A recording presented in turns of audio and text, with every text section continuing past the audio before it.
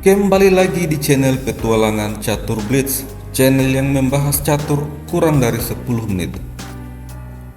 Jika ini adalah pengalaman pertama Anda di channel ini, segera tekan tombol subscribe supaya Anda tidak ketinggalan video terbaru selanjutnya. Hari ini kita akan membahas game terbaru dari kejuaraan FIDE World Rapid and Blitz Team Championship, di mana Magnus Carlsen menskakmat Daniel Dubov.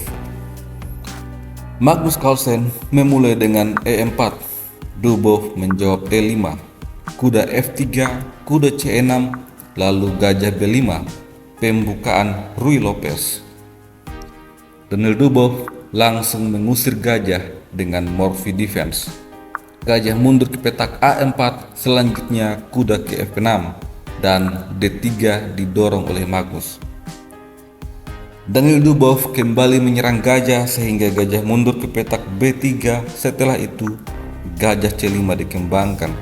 Magnus di langkah selanjutnya mendorong C3, bersiap untuk mendorong D4 ataupun memberikan ruang pelarian bagi gajah. Di posisi ini Dubov mendorong D6, bersiap untuk mengembangkan gajah. Setelah itu Magnus langsung rokade mengamankan raja. Dubov membawa benteng ke petak B8. Magnus kemudian mengembangkan kuda ke petak B2, lalu Dubov rokade mengamankan raja. Setelah itu benteng ke petak E1. Selain menjaga pion E4 nantinya, langkah ini juga bertujuan memberikan tempat manuver terbaik untuk kuda. Dubov menarik mundur kuda ke petak E7, selanjutnya tentu saja akan pergi ke petak G6 dan Magnus membalas dengan kuda mundur. Kuda G6, Magnus mendorong H3. Langkah profilaksis mencegah kuda ataupun gajah melakukan pinning. Kemudian gajah mundur ke petak B6 dan Magnus mendorong A4, menantang pertukaran pion. Daniel Dubov tidak menerima pertukaran pion, dia memilih mendorong H6, memainkan langkah profilaksis, mencegah gajah mempining kuda. Magnus kemudian mendorong A5, menyerang gajah. Gajah ditarik mundur ke A7, setelah itu D4. Magnus mulai membongkar melalui petak center. Di posisi ini, Daniel Dubov mendorong C5, memberikan pilihan kepada Magnus untuk mengambil pion C atau pion E. Tetapi Magnus terlebih dahulu mengembangkan kuda ke petak G3. Setelah itu C4 didorong menyerang gajah. Gajah mundur C2, lalu B4. Lagi-lagi pion didorong oleh Dubov. Benteng masuk ke petak A4 menyerang pion, tetapi pion B3 sehingga gajah terusir ke petak P1. Selanjutnya Magnus mengincar pion C, namun mentri melindungi pion. Kemudian Magnus menambah tekanan pada pion. Setelah itu Dubov memberikan gajah untuk menjaga pion. Magnus mengatasi hal ini dengan mudah. D5 mengusir gajah sehingga gajah terusir ke petak D7 sambil menyerang benteng. Namun ini memberikan kesempatan benteng makan pion. Daniel Dubov juga mendapatkan pion A. Kemudian kuda masuk ke petak F5 menekan pion D. Dan di posisi ini Magnus mengambil kuda, lalu pion makan gajah sehingga kuda langsung masuk ke petak F4 menyerang mentri. Magnus Carlsen langsung menyingkirkan kuda, kemudian pion makan gajah. Pada posisi ini Magnus Carlsen tidak terburu-buru untuk mengambil pion F. Dia terlebih dahulu membawa benteng ke petak F1. Selanjutnya benteng menyerang mentri. Mentri ke D2 dibalas dengan mentri makan mentri. Dubov mengadu mentri secepatnya. Magnus menerima pertukaran mentri, kemudian kuda makan mentri. Setelah itu benteng menyerang kuda dan pion yang ada di belakangnya. Pada posisi ini Dubov memainkan langkah brilian, benteng ke E2, sengaja mengorbankan kuda. Magnus Carlsen kemudian melakukan kalkulasi dan dia memilih untuk mengambil kuda. Setelah itu gajah makan pion, skak, raja H1, lalu benteng makan pion. Kemudian benteng mundur menjaga gajah. Sampai di posisi ini terlihat bahwa Magnus Carlsen unggul 1 perwira daripada Daniel Dubov. Namun demikian, Dubov unggul 3 pion. Daniel Dubov merespon hal ini dengan gajah ke petak E3. Setelah itu, benteng menyerang pion. Pion A5, lalu benteng makan pion. Setelah itu, Daniel Dubov memainkan langkah kesalahan, benteng ke C2.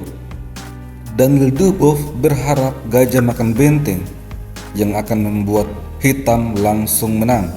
Setelah pion makan gajah menyerang benteng, kuda mundur ke C1. Namun pion makan benteng promosi menteri, kemudian benteng makan menteri.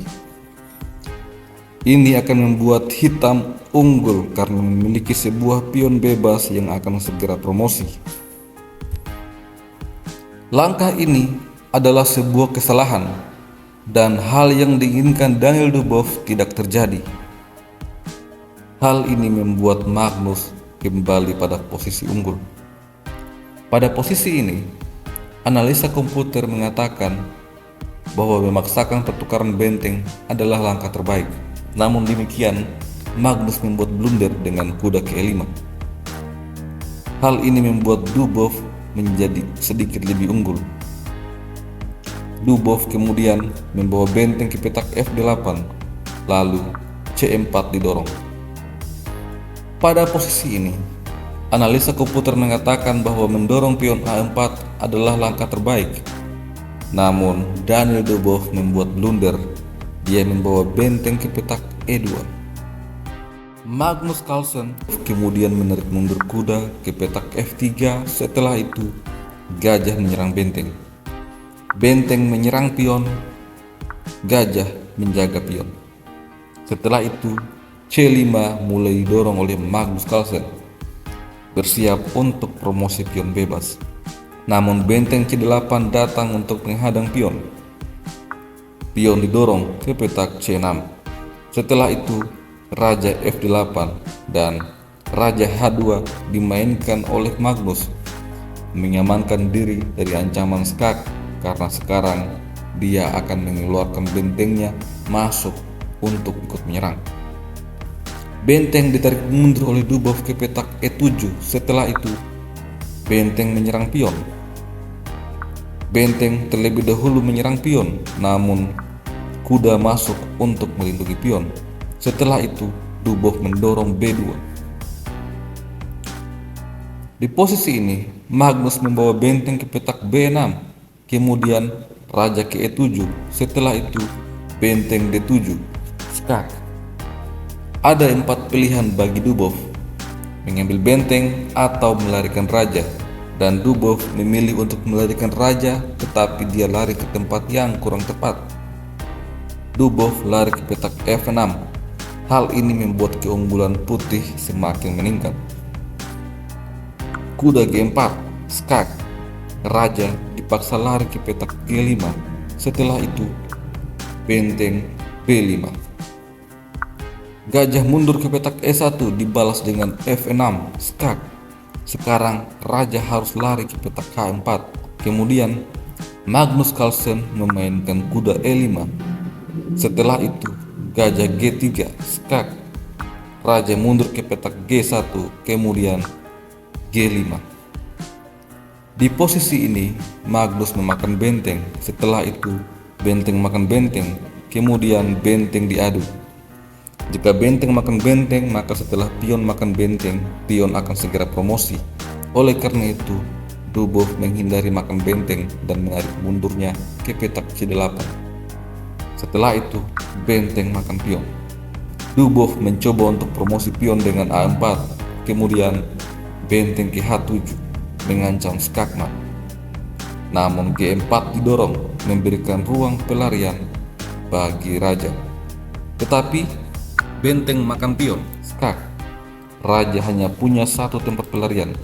Setelah raja lari ke petak G5, maka Magnus Carlsen mengakhiri permainan dengan kuda F7, skakmat. Sebuah permainan yang sangat luar biasa dari dua pecatur agresif ini. Sampai jumpa lagi pada video selanjutnya. Salam Gens Unasungus.